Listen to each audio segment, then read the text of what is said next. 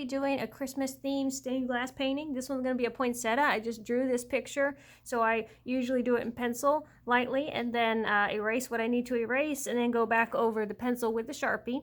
And so I do that on just a regular 8.5 by 11 piece of paper. I use the glass out of a cheapy little document frame. You can get these at the dollar store. Just be careful when you're opening them up because the little prongs on the back can get a little weakened when you bend them forward to get the glass out. So it's not really meant to open and close too many times. So be gentle with that.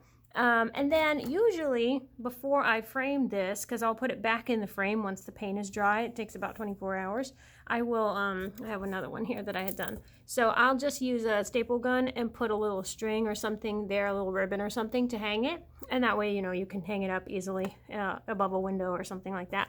Now this one was done a couple months ago with the same paints that I'll be using today, just so you can kind of see how shiny they are. This was just a one for Labor Day, I think, that I had done. And these are the colors that I'm going to be using today. So I'm using the Faux Show paints that are available on my website, on the Etsy page. I'll put the links to both of those in the description of the video. So the colors that I'm going to be using are this one, which is just maybe a little bit of bonfire. Oh, let's let that focus. So for a little bit, maybe a little highlight on the petals of the poinsettia. Most of the poinsettia is going to be done in this color, which is hibiscus, right there.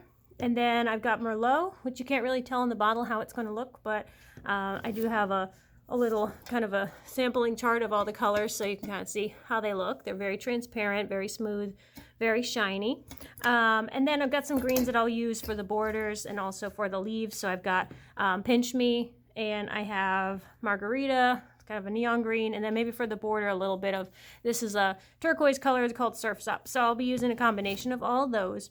And before I get started, I'm just going to Sharpie the image because this right now, this glass is on top of a piece of paper. And so I need to transfer the picture onto the glass. So I'm going to use a Sharpie to do that. And I'm just going to kind of quickly, without sliding anything around, go over everything just to make a mark on the glass so I can slip the paper out later if I need to. Okay, so you can tell now when I move it around that the Sharpie lines are on the glass and on the paper. So I'm just going to move the paper copy over so we don't get confused because all those crisscrossy lines can get us a little confused about where we should be. I'm going to slip a fresh piece of paper into there just because the mat that I'm working on is black and so are our Sharpie lines, so they'll be a little hard to see. Now, what I always do before I go and flood this picture with color, using the more liquid stained glass paints, I always use a thick t-shirt paint or puffy paint to go around all the lines. And it just creates a little sort of a wall, like a dimensional wall, so that the colors don't run into each other, because that can happen. And you want to have a little bit of an outline around whatever you're doing. Now, I usually always use a black puffy paint outline on everything just because it makes the colors pop. But since this one's a Christmassy one, I decided to use gold today, so I'm going to be doing that. And I usually tell people to work from the top to the bottom because sometimes we tend to sort of lean in our work, and if you're leaning on something like this, you're going to smear it and you might not even realize it, or your sleeves can get in it. So if you feel like it's a little bit of a pain to keep your arm elevated while you're doing this, then just work your way from the top to the bottom and that'll save you some time. For me, I will probably start in the middle just because that's kind of where I started the drawing, and I'll work my way out from there. But you do what is comfortable for you. And so I'm just finishing up the last little bit here, going along the border. So one thing you might want to do is, if you've never used this kind of paint before, I always suggest maybe keeping a little paper towel palette near you. So that way you can practice, just do a couple of wiggly lines on the paper towel before you actually go and put it on the glass. It's really easy to wipe up off the glass. Just use a wet wipe. Or a Q-tip in the area wherever you messed up, and that is fine. That's easy to repair. But just to avoid that, if you'd like, you can always just practice it a little bit, because some people takes a minute to get used to the amount of pressure you need when you're squeezing the bottle. Also, it might come out a little faster than you're expecting. This one comes out fast, but it's also very smooth, so I feel like it's easy to use. Also, having an image like this with wiggly lines, like the poinsettia, made it a little easier to follow the line, because we're not trying so hard to get that perfection or that smoothness. We're just kind of wiggling and following the line as well as we can, because it's a wiggly petal on the poinsettia. So that part is done. I filled in the center because I have a plan for that later, so that is pretty cool, and I'm looking forward to that. I also like to keep a little pin nearby whenever I'm doing this, because sometimes if your little paint bottle gets clogged, you know, the little skinny nozzle will sometimes get a bit of dry paint in there.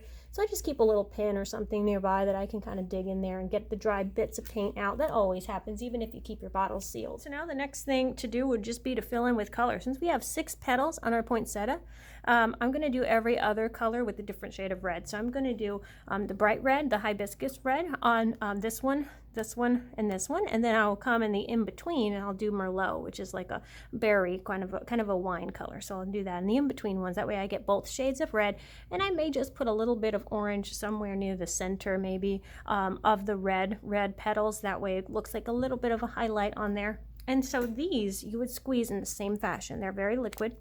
Okay, they have a skinny nozzle at the top. You would start in here. These come out a lot slower than the puffy paint does, which is good. This is a good thing, because when you're kind of filling in an area, you want to make sure that you know what's happening and that nothing gets done too fast before you're ready for it. So you would just start squeezing some in the area where you're working. And if you want it to come out a little faster, you could snip the end of this. But I like the speed of this because it lets me kind of control it a little more and know what's about to happen. So no surprises here. All right, so you're just kind of squeezing and filling in the area. And then once you have a little puddle there to work with, you can sort of move it around and scribble with the nozzle without actually squeezing anymore. So you're just kind of wiggling it around and coloring in the area. Be mindful of when you're getting a little close to the edge though, because remember that our puffy paint is still wet. So if you drag through it with the nozzle, you're going to be dragging color into it, or you're going to be pulling gold into whatever you're doing. So you want to be careful with that. But we're just going to keep going around, scribbling our way through this whole thing. This paint doesn't need to be thick. You want it to be thin. It'll dry faster that way anyways, but also it won't really change the color. The thickness is just going to, it's still going to be transparent when it dries. The only reason we can't see through it right now is because we have that paper backing.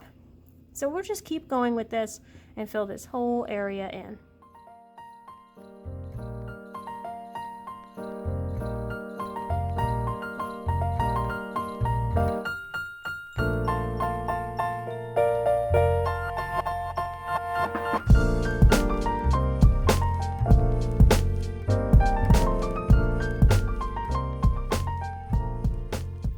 So pausing for a moment to just kind of talk about what I'm doing. So I'm just sort of squeezing from up high and letting this fall right along the edge. You can kind of tell from what I was doing before. And then just kind of scribbling in the center so I have enough to work with, and then moving it around with the nozzle.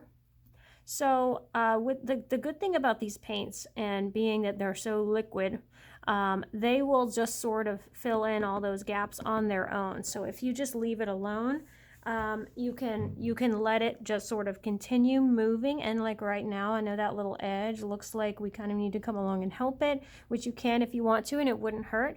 But we could also just let the paint move and get into those areas on its own, and it will eventually work its way in there. You can kind of tell right now, since we have this a little bit thinner right there, you can kind of see how it's going to look, and you can get an idea of the transparency of it. I'm just going to balance it out because I want them to all match.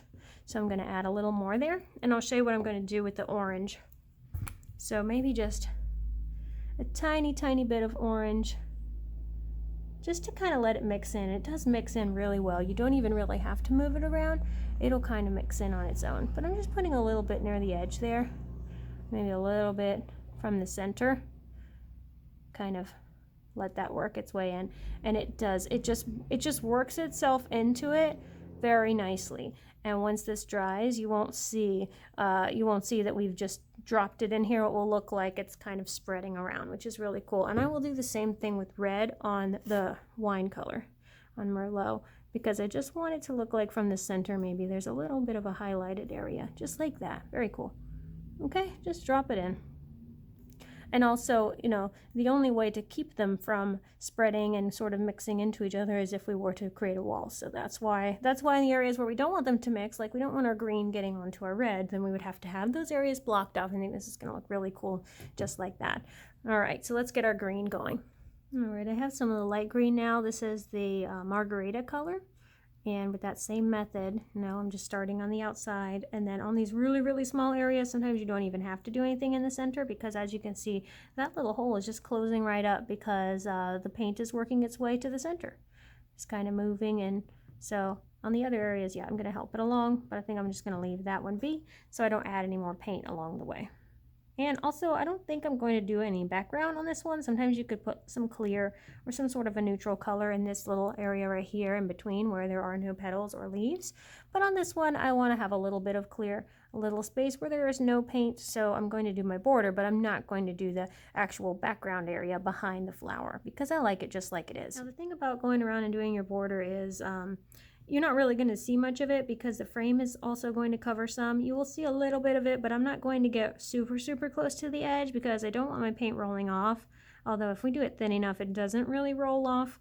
But also I just know that what's the sense in wasting paint when you're going to have the frame covering that last little bit of it anyway. So I'll just come along and do maybe about 3/4 of this part up to the edge. So this little area that I've blocked off, I won't do the whole thing. And I'm doing all one color. I'm just doing all the turquoise, which I call it Surf's Up.